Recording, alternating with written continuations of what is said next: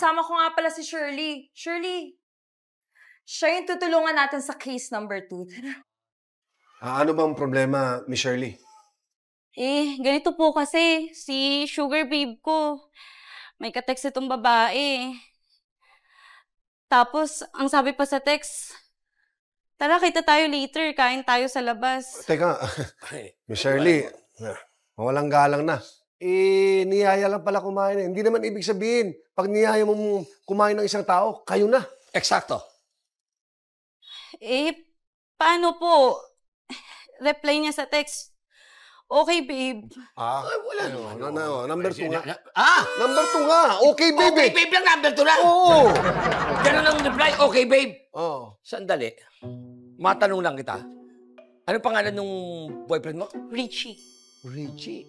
Gaano ba kaganda yan? Maganda ba lalaki Richie na yan?